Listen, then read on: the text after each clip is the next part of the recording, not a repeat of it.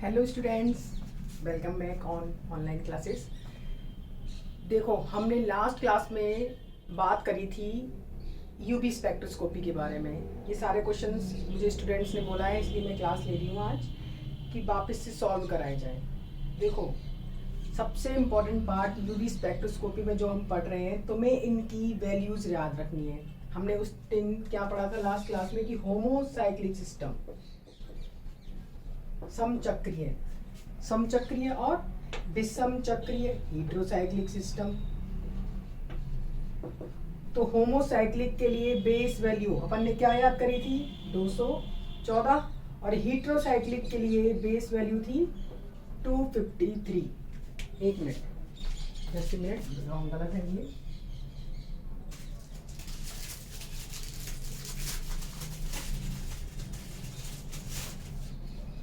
Heterocyclic के लिए 214 nanometre और होमो के लिए 253 नैनोमीटर। सबसे पहले अब हम बात करेंगे क्वेश्चन नंबर 1 की। देखो, ये हमने क्वेश्चन दे रखे हैं तुमको, मैंने को पता नहीं है अभी, मैंने तुम्हें लास्ट क्लास में कौन से क्वेश्चंस दिए थे, तुम उन्हीं के आधार पर जो आज हम सॉल्व करेंगे इनके आधार पर उनको सॉल्व कर लेना। अगर हो सके तो कोई भी एक बच्चा मुझे व्हाट्सएप कर देना जो क्वेश्चंस थे, उन क्वेश्चंस को अपन नेक्स्ट क्लास में सॉल्व कर लेंगे। सबसे पहले कौन सा सिस्टम है, हमें सिस्टम पहचानना है, होमो है या हीट्रो है।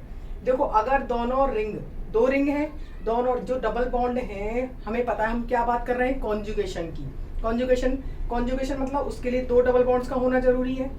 ये जो दोनों डबल बॉन्ड है अलग अलग रिंग में अगर कॉन्जुगेशन में है तो उसको अपन कौन सा सिस्टम बोलते हैं, हेटेरोसाइक्लिक सिस्टम, विषम चक्रीय। तो उसके लिए मूल मान क्या है, 214 नैनोमीटर। ठीक है, अब हम नेक्स्ट बात करेंगे इसमें वलय अपशेषों की। तो वलय अपशेष, देखो ये पहले हम सिस्टम को, ये रहा हमारा सिस्टम, ये रहा। अब हम इसमें बात करेंगे वलय अपशेषों की। तो वलय अपशेष एक तो ये है, एक ये है और एक ये है, 3 वलय अपशेष हैं। तो 3 वलय अपशेष तुम्हें क्या लिखना है, पहले तो लिखना है मूल मान बराबर 214 नैनोमीटर। वलय अपशेष एक के लिए होता है 5, तो 3 के लिए कितना हो गया, 15 वलय अपशेष तो कितना हो गया, 3 × 5 बराबर 15 नैनोमीटर। नेक्स्ट हम बात करेंगे एक्सोसाइक्लिक बॉन्ड की, बाह्य चक्रीय बंध की। बाह्य चक्रीय बंध है, चलो देखते हैं। हम सब चीज समझ चुके हैं। ये रिंग के लिए, इस रिंग में हम एक्सोसाइक्लिक बॉन्ड क्या होता है, ऐसा बंध जो वलय के बाहर उससे जुड़ा हुआ हो डायरेक्ट। हम मान लो इसको वलय ए बोले, इसको वलय बी बोले। तो ए वलय के लिए कोई भी एक्सोसाइक्लिक बॉन्ड है, देखिए ए वलय, इसके बाहर इधर और इधर या इधर या इधर कोई बॉन्ड जुड़ा हुआ है क्या, नहीं है। तो ए के लिए हो गया 0। बी के लिए, बी रिंग के लिए, ये देखो ये जो डबल बॉन्ड है इसके लिए किस तरह कार्य कर रहा है, बाह्य चक्रीय बंध की तरह, एक्सोसाइक्लिक बॉन्ड की तरह। तो ए क्या हो गया, बाह्य चक्रीय बंध, बाह्य चक्रीय bond, exocyclic bond is that 5 nanometre. इसके अलावा कुछ और है इसमें, देखो तुम्हें दिखाए थे हमने एल्किल प्रतिस्थापी वगैरह, कुछ भी है इसमें नहीं है। अब इनका हमें क्या करना है, टोटल करना है। टोटल करेंगे तो इसकी वैल्यू क्या आ रही है, 234, 15, 5, 20 और 14। तो इसकी वैल्यू कितनी आ रही है, आंसर क्या है क्वेश्चन नंबर 1 का, 234 नैनोमीटर। ठीक है, चलो सेकंड क्वेश्चन पहले तुम खुद सॉल्व करो। सिस्टम कौन सा है, सिस्टम है ये हेटेरोसाइक्लिक या होमोसाइक्लिक। दोनों डबल बॉन्ड किस में मौजूद हैं, एक ही रिंग में मौजूद हैं। एक ही रिंग में हैं तो इसको हम कौन सा सिस्टम बोलते हैं, ऐसा सिस्टम जिसमें कॉन्जुगेशन वाले दोनों डबल बॉन्ड एक ही रिंग में मौजूद हो, तो उसको हम बोलते हैं हेटेरोसाइक्लिक सिस्टम, जिसके लिए बेस वैल्यू क्या आती है, होमोसाइक्लिक सिस्टम, जिसके लिए बेस वैल्यू है 253 नैनोमीटर। ठीक है, चलो हम इस पे गोला लगा लेते हैं। अब हम बात करेंगे वलय अपशेषों की। वलय अपशेष देखो, एक ये रहा, एक ये रहा, एक ये रहा। इसके अलावा कोई और वलय अपशेष है क्या इसमें? बिल्कुल नहीं है। देख लो, यहाँ कोई नहीं है, यहाँ नहीं है, यहाँ नहीं है, यहाँ नहीं है। तो कितने हो गए? 5 तिया 15 नैनोमीटर। वलय अपशेष बराबर 3 × 5 बराबर 15 नैनोमीटर। अब हम बात करेंगे इसमें बाह्य चक्रीय बंध की। तो क्या कोई बाह्य चक्रीय बंध इसमें है?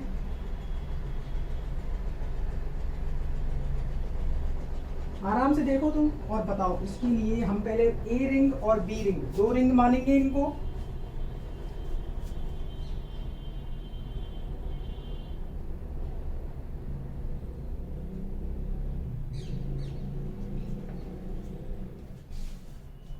ठीक है, देख लिए। अब बनते हैं ए वलय और ये बी वलय। ए वलय के लिए कोई भी बाह्य चक्रीय बंध है नहीं है, लेकिन बी के लिए तो है, ये रहा। तो इसका मतलब एक क्या है इसमें? बाह्य चक्रीय बंध। इसके अलावा कोई और चीज है क्या इसमें? बिल्कुल नहीं। तो इसका आंसर कितना हो गया? 273 नैनोमीटर। 273 नैनोमीटर। और देखो, तुम्हें जब भी क्वेश्चन सॉल्व करना है तो इसमें लिख लेना, ये कौन सी वलय है? हेटेरोसाइक्लिक विषम वलयाकार। और ये कौन सी है? होमोसाइक्लिक, हिंदी में जिसको बोलते हैं सम वलयाकार। दोनों को लिखना है, उसके बाद एक एक पॉइंट लिखना है और टोटल लगा के उसका आंसर देना है। Next question. अब हम इसमें इतना बड़ा कंपाउंड कोई दिया है, डरने की जरूरत नहीं है। इसमें होमोसाइक्लिक सिस्टम और हेटेरोसाइक्लिक सिस्टम सबसे पहले, that is heterocyclic system bond अलग अलग रिंग में मौजूद है। ठीक है, हेटेरोसाइक्लिक सिस्टम के लिए बेस वैल्यू कितनी है? 214 नैनोमीटर। तो तुम्हें लिखना है मूल मान बराबर 214 नैनोमीटर। चलो अब इसमें हम, ठीक है, अब तुम इसको सॉल्व करो। सबसे पहले बाह्य चक्रीय बंध कितने हैं, वलय अपशेष कितने हैं, और उसके अलावा कोई भी एल की प्रतिस्थापी वगैरह हैं या नहीं, वो तुम्हें देखना है। कुछ भी नहीं है, सिंपल है, ऊपर वाले की कॉपी है एक तरह से। देखो, वलय अपशेष 1 2 3, इसके अलावा और कोई वलय अपशेष है क्या? नहीं है। तो 3 × 5 बराबर 15 नैनोमीटर। ठीक है, बाह्य चक्रीय बंध की बात करें, वलय ए, वलय बी, वलय सी और वलय डी। लेकिन ये तो काम की नहीं है, क्योंकि यहाँ इसमें कोई डबल बॉन्ड नहीं है इसके पैरेलल। ए के लिए बी में कोई बाह्य चक्रीय बंध है क्या? ए के लिए तो कोई बाह्य चक्रीय बंध है ही नहीं। लेकिन बी के लिए बात करें तो बी के लिए बिल्कुल है, ये रहा, इसको बोलते हैं बाह्य चक्रीय बंध। तो कितना हो गया? एक बाह्य चक्रीय बंध। इसके अलावा कोई और चीज? बिल्कुल नहीं। आंसर कितना आ गया? वही सेम, 234 नैनोमीटर, 234 नैनोमीटर।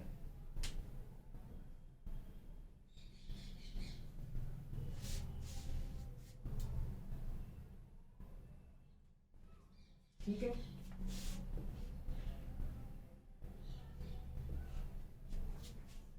ये क्वेश्चन ऐसे है, इसको अब उतारो।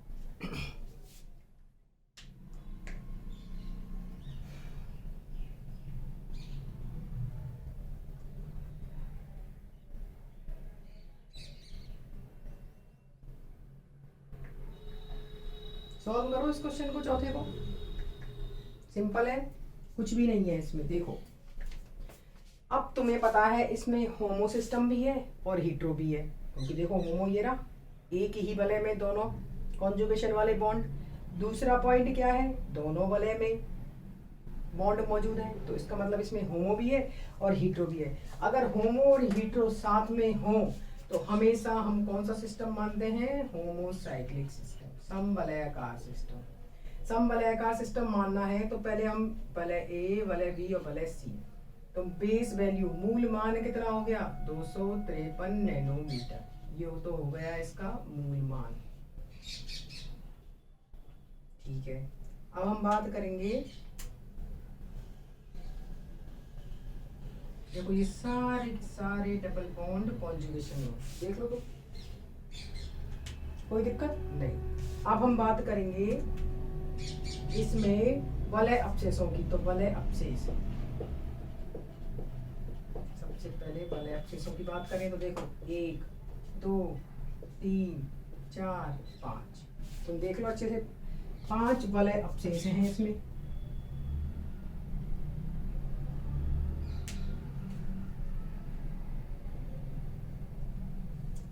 इसके अलावा नहीं है ना, देख लो इन डबल बॉन्ड से जुड़े बंध हमें चाहिए वलय अपशेष के लिए। 1 2 3 4 5, कितना हो गया, 5 × 3 बराबर 15 नैनोमीटर।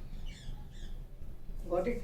नेक्स्ट हमें पता है कॉन्जुगेशन के लिए मिनिमम कितने बंध चाहिए, 2, this one and this one, और दिस वन और दिस वन। उसके अलावा हम जो भी डबल बॉन्ड होते हैं उनको अपन क्या मानते हैं, कॉन्जुगेशन में विस्तार करने वाले बंध।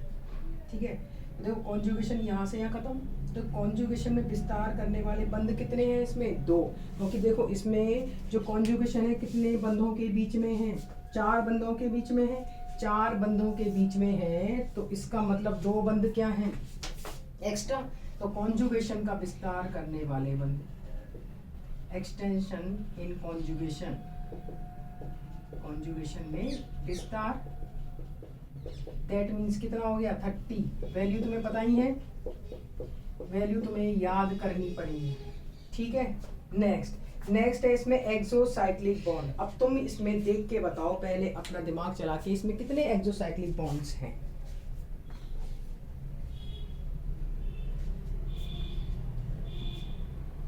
बहुत अच्छा क्वेश्चन है, इसमें सारे कॉन्सेप्ट क्लियर हैं। इसमें कितने बाह्य चक्रीय बंध हैं,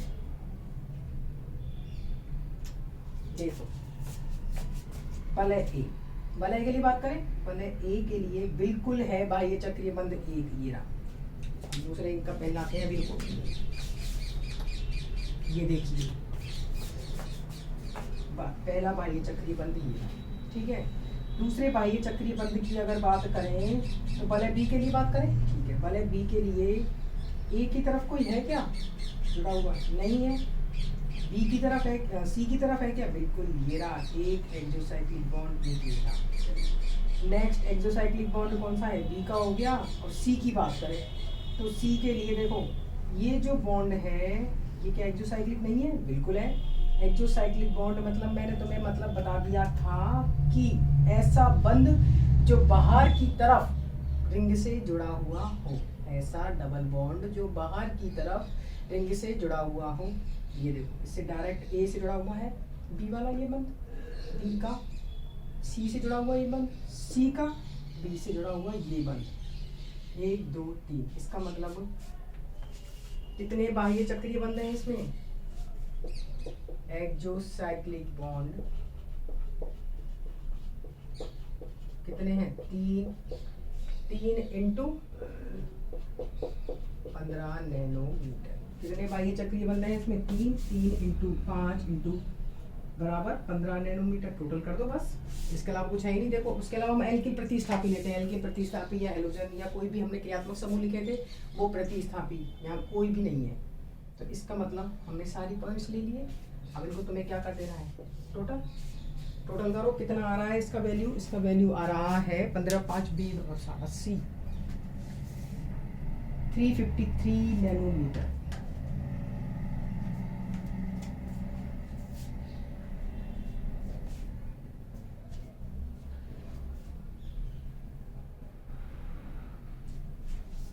ओहो, वलय अपशेष 5 थे, सॉरी वलय अपशेष कितने थे, 5, हो गया 25 और 15 हो गया 353 नैनोमीटर।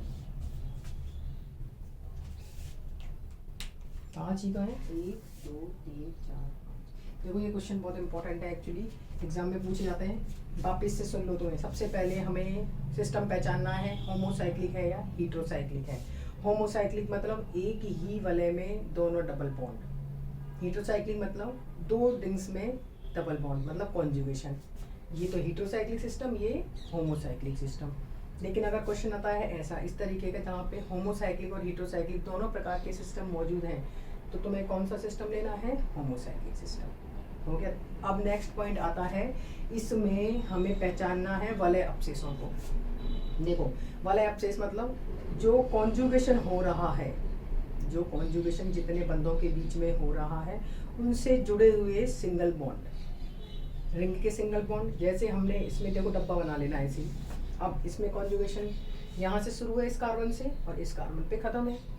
देखो इस कार्बन जो कॉन्जुगेशन के बीच में है तो इससे जुड़ा हुआ इक्वल एब्सेस ये रहा, इससे जुड़ा हुआ ये रहा, इससे जुड़ा हुआ ये रहा। दैट मीन्स इसमें कितने थे? 3। ऐसे ही तुम्हें पहचानने हैं। नेक्स्ट आता है एक्सोसाइक्लिक बॉन्ड या बाह्य चक्रीय बंध। बाह्य चक्रीय बंध मतलब रिंग से बाहर की ओर जुड़ा हुआ, डायरेक्ट उससे जुड़ा हुआ बाहर की तरफ डबल बॉन्ड, उसको बोलते हैं बाह्य चक्रीय बंध। जैसे तुमने देखा इसमें 3 थे, इसमें कितने हैं? 1, इसमें कितना है? 1। ठीक है, अब हम बात करेंगे कॉन्जुगेशन में विस्तार की, एक्सटेंशन इन कॉन्जुगेशन। तो उसका मतलब क्या है? कॉन्जुगेशन विस्तार मतलब हमें कॉन्जुगेशन के लिए मिनिमम 2 बंध चाहिए, 2 बॉन्ड चाहिए। उसके अलावा जितने भी बॉन्ड होते हैं वो एक्सटेंशन इन कॉन्जुगेशन कहलाते हैं। दैट मीन्स ये जो डबल बॉन्ड है ये कॉन्जुगेशन है, कॉन्जुगेशन है हो गया इन दोनों के बीच, लेकिन इसके अलावा ये 2 क्या है? एक्स्ट्रा है। दैट मीन्स 1 के लिए वैल्यू कितनी होती? 30, देन 60, ये हमने लिख दिया था। और लास्ट पॉइंट आता है इनसे जुड़े हुए प्रतिस्थापी। प्रतिस्थापी एल्किल हो सकते हैं, हेलोजेंस हो सकते हैं, कोई भी क्रियात्मक समूह हो सकता है। अभी इन क्वेश्चंस में कोई भी क्रियात्मक समूह या एल्किल प्रतिस्थापी हमारे इन कॉन्जुगेशन के बीच में नहीं आ रहा था, तो हमने उसमें लिखा भी नहीं है। सारे पॉइंट्स लिखने के बाद तुम्हें क्या कर देना है? उसका टोटल कर देना है। ये हमने क्या पढ़ लिया? यूवी स्पेक्ट्रोस्कोपी में इनकी बेस वैल्यू की थ्रू इनका मान ज्ञात करना। ठीक है, अब कोई भी बच्चा जो अपन ने क्लास में सॉल्व करे थे क्वेश्चन, उनको सॉल्व कराना चाहता है तो वो मुझे व्हाट्सएप कर दे उन क्वेश्चंस की, अपन उनको नेक्स्ट क्लास में सॉल्व कर लेंगे। ठीक है, इसको बिल्कुल अच्छे से याद कर लेना। यहाँ पे यू भी खत्म है, 5th यूनिट के नोट्स भेज दिए। नाइट्रोजन कंटेनिंग कंपाउंड्स अच्छे से पढ़ो और क्वेश्चन सॉल्व करो। जितने भी क्वेश्चन सॉल्व करोगे उनसे कॉन्सेप्ट क्लियर होंगे। हम नेक्स्ट क्लास में phenols, alcohols, aldehyde ketones, carboxylic acid के थोड़े से शॉर्ट नोट्स देख लेंगे। उनके थ्रू उनके शॉर्ट नोट्स के थ्रू तुम रिएक्शंस को याद करने की कोशिश करना, पर पहले इन क्वेश्चंस को सॉल्व करो। ठीक है, थैंक यू।